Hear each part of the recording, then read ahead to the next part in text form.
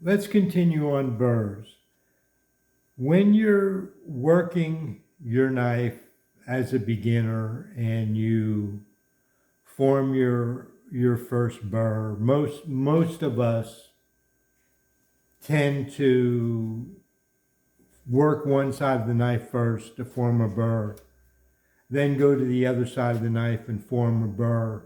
Then, because we form the burr, we're confident that we have formed the bevel at the angle that we set. See, we're set the angle first, we're working the edge at that angle, and the burr forms because of that stonework at that angle. Now we work, some of us work one side, form a burr, and then work the other side and form a burr. And the comment that comes up many times and has come up many times over the years is the burr on the second side formed a lot faster than the burr on the first side.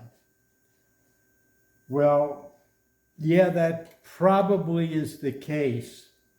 And what that introduces is that confusion is, why did I work so hard on the first side and then the second side was so quick? Is that right? Did I do something wrong? Is that how it's supposed to be? My opinion is yes and no. Your second burr will form quicker, in my opinion, because you formed the first burr first. If we go back to the geometry of the wicked edge that I discussed with the triangles, how the wicked edge is set up, the wicked edge has a right side knife edge and a left side knife edge. This side, when I'm working it, I'm working the height of the bevel. That height of the bevel is one of those sides of the triangle that I'm working. The bevel is a triangle. The center of the knife, the perpendicular center of the knife, is one leg of the triangle, and the thickness of the knife is so you have the vertical, the bevel, and the thickness of the knife. That makes up the triangle of the knife. When I work on the bevel and I draw a burr and I get that top of the bevel right, I have in effect also worked the back side, because the bevel on this side and the bevel on that side share that center perpendicular. So when I work one side first, I am possibly changing the height of that center line. And if I change the height, it's affecting the height of the bevel, the burr on the back side. So by working one side burr first and getting that rubble, let me see if I can get into my digital visual aids here.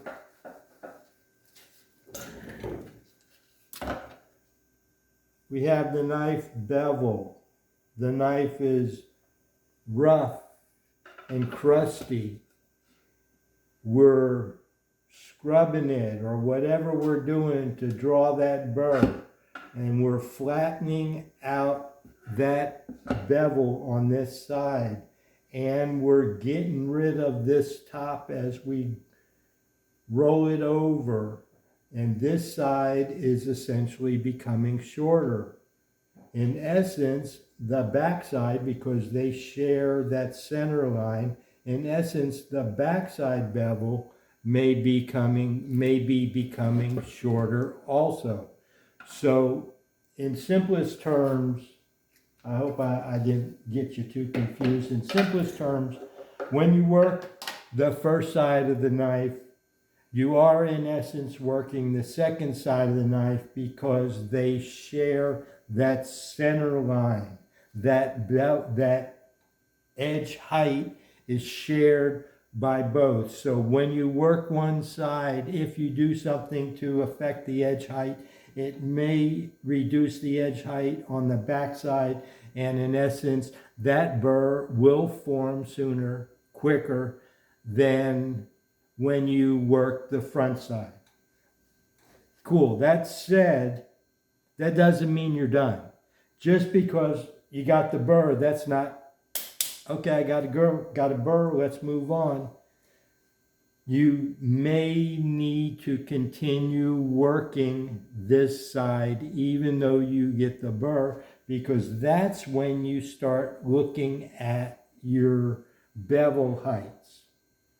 And because you work this side first, you usually work this side cleanly. It's very easy. The burr flops over, it's out of the way. Then you go to the back side and you start to work it. And because you've topped that with your first effort on the right side, the second bevel may be shorter and it may form a burr quicker. But you need to keep working the second side because we're working the whole bevel from the tip of the edge, the apex, down to the shoulder. We are, when we sharpen, bear with me please, we are producing this flat plane, a bevel, this flat plane, the bevel, along the length of the knife. And we are producing a flat plane, a bevel on the back side of the knife. And it's up to us, if we choose to have these appear the same, that we may have to work additionally, even though we form the bevel quicker on this side, we may need to work additionally to even it out. Now, because of what I said, the first thing, that the center line, that vertical line of the knife, the right side and the left side share that center line of the knife. So by what you do on one side, it affects the height of that center line, and it affects, again, the height of that second bevel. Now you may notice when you work a bevel, if your bevel is formed on your right side and then you go to work your left side to draw your burr to get it started and you work the bevel, you may notice the bevel forms quicker on the second side, the burr forms quicker, and the bevel is shorter.